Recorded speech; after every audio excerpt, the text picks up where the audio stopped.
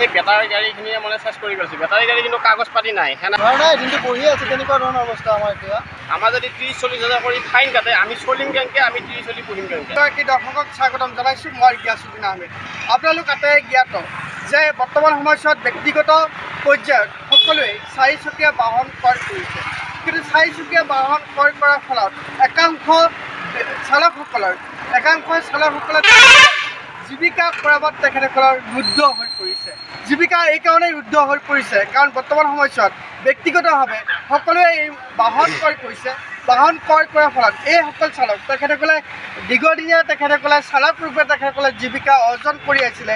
তেখেতসকলে মূল উপাৰ্জনৰ পথ তেখেতসকলে বাহন চলাই তেখেতসকলে মূল উপাৰ্জন ৰূপে তেখেতসকলে চালকৰ কাম কৰিছিলে, কিন্তু আজি তেখেতসকলৰ উপাৰ্জনৰ পথ ৰুদ্ধ হৈছে। কেইবাগৰাকীও চালক আছে, আমি তেখেতসকলৰ পৰা জানিব বিচাৰিম। দাদা আপোনাক নমস্কাৰ জনাইছোঁ অসম খবৰৰ তৰফৰ পৰা। প্ৰশ্নটো হৈছে যে বৰ্তমান সময়ছোৱাত সকলোৱে ব্যক্তিগত পৰ্যায়ত বাহন ক্ৰয় কৰিছে, যাৰ ফলত এতিয়া আপোনালোকে ভাড়া কেতিয়াবা পায়, কেতিয়াবা ভাড়া নাপায়, কি ক'ব? আগত যেনেকুৱা আছিলে এতিয়াতো তেনেকুৱা নহয়। এতিয়াতো বহুত বেয়া হৈ গৈছে। গতিকে এতিয়া ভাড়া নাই, দিনটো বহি আছে। তেনেকুৱা ধৰণৰ অৱস্থা আমাৰ এতিয়া। তেনেকুৱাই আৰু এতিয়া কি কৰিম কি নকৰিম চলাৰ বহুত অসুবিধা হৈছে আৰু এতিয়া বৰ্তমান সময়ছোৱাত ধৰক সকলোৱে বাহন ক্ৰয় কৰিছে, চাৰিচকীয়া বাহন ক্ৰয় কৰিছে। সকলোৱে জানুৱাৰী মাহত সকলোৱে পিকনিকৰ বাবে যায়, কিন্তু আপোনালোকৰ এটা সময়ত আছিলে যে পিকনিকৰ বাবে আপোনালোকে বাহন আপোনালোকে লৈ যায়, কিন্তু এতিয়াতো পিকনিকৰ ভাড়াও নাপায়। পিকনিক কি আৰু এতিয়া বৰ্তমান একো বস্তু মানে এনেকুৱা হৈ আছে, তাৰমানে বহুত বেয়া আৰু ক'লে বহুত বেয়া লাগি যায় কোৱাৰ কাৰণে। কেনেকৈ কি ক'ম এনেকুৱা হৈ গৈছে আমাৰ লাইন বহুত বেয়া হৈ গৈছে হৈছে আৰু একদম। আমাৰ মানে চলাৰ উপায় নহয় বেছি এনেকুৱা হৈ গৈছিলে। মানে আমাক মানে বিশেষকৈ আমাক জান মৰাৰ কথা এটাই উদ্দেশ্য, আমাৰ যিখিনি গাড়ী আমাৰ কমাৰ্চিয়েল গাড়ী আৰু প্ৰাইভেট গাড়ী যিখিনি ভাড়া মাৰোঁ আমি, তেওঁলোকক আমাক জান মৰাৰ কথা হ'ল যিখিনি বেটাৰী গাড়ী ওলাইছে, সেই বেটাৰী গাড়ীখিনিয়ে মানে চেছ কৰি গৈছে। বেটাৰী গাড়ী কিন্তু কাগজ পাতি নাই, সেনেকৈ চলি আছে, মানে সৰু সৰু বাচ্ছাই চলি আছে। কিন্তু এইবিলাক প্ৰশাসনে চাব লাগে, ধৰিব লাগে। আৰু আমাক যদি অলপমান মাল বেছি হয়, বেছি হ'লে তাৰমানে চকুটো আমাক দিয়ে, কিন্তু বেটাৰী গাড়ীত দুই চাইডে লোড কৰি কাঠ লৈ যায়, টিং লৈ যায়, কিন্তু সেইখিনি ভাড়া বেটাৰী গাড়ীত নিলে আমি পাওঁ। এতিয়া সেইখিনি প্ৰশাসনে চাব লাগে, কিন্তু সেইখিনি নাচায়। আমাৰ তাত যদি আমাৰ মালবাহী গাড়ীত যদি অকণমান মাল বেছি হয়, তাৰমানে তেতিয়া MV আমাৰ পিছত লাগে। তাৰপিছত 40 হাজাৰ, 20 হাজাৰ, 30 হাজাৰ কৰি ফাইন কাটে। আমি এটা ভাড়া লৈ যাওঁ 500 টকাত, আমাৰ যদি 30-40 হাজাৰ কৰি ফাইন কাটে, আমি চলিম কেনেকৈ? আমি 30-40 পুহিম কেনেকৈ?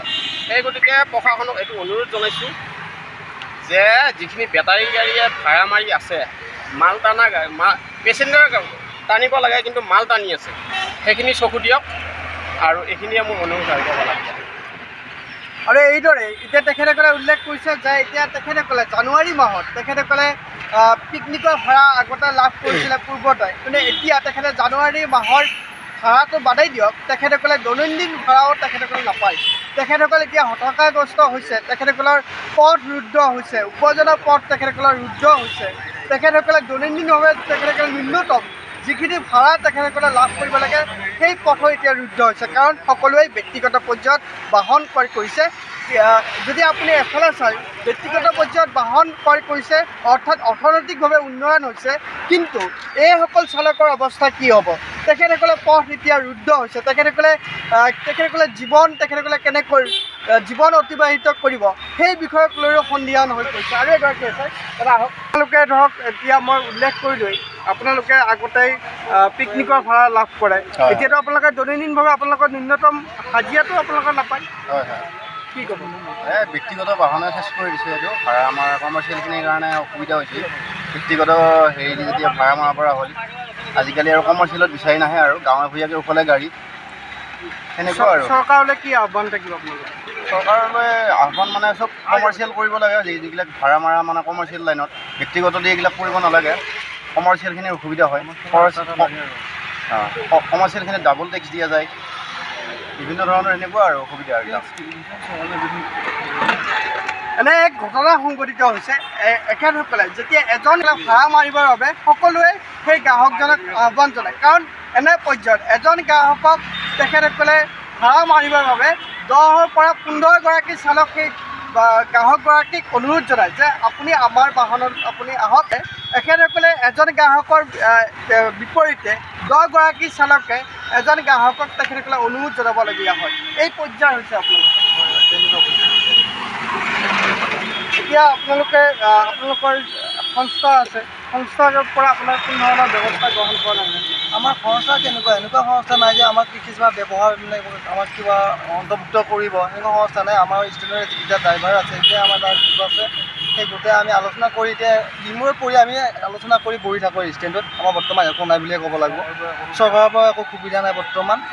গতিকে এতিয়া একদম অচল অৱস্থা। গতিকে আমাক চৰকাৰে অকণমান আমাৰ ফালে চাব লাগে, আমাক কিবা অলপ চৰকাৰৰ পৰা সুবিধা বাৰু দিয়া নিদিয়াটোতে আমি বিচৰাই নাই, কিন্তু যিখিনি বেটাৰী গাড়ীয়ে আমাক জান মাৰিছে, ধৰক আমাৰ মালগাড়ীত আমি মালবাহী গাড়ী চলাওঁ, সেইখিনি আপোনালোকে যদি প্ৰশাসনে যদি চকু দিয়ে তেতিয়াহ'লে এইখিনি আমাৰ যথেষ্ট। তাৰমানে তেওঁলোকক বাৰম্বাৰ কৈ আছোঁ মই এইটো কথা যে জান মাৰি মাৰি মানুহ মানে মাল যিটো মাল নি আছে তেওঁলোকৰ মানে মানুহ গাত লুকাই লৈ যায়, হেৰি লুকাই যায়, কিন্তু প্ৰশাসনৰ কোনো হেৰি নাই। কিন্তু আমাৰ অলপমান মাল নিয়াৰ ল'লে আমাৰ চকু পৰি যায়। সেইখিনিয়ে মই অনুৰোধ জনাইছোঁ এই প্ৰশাসনক।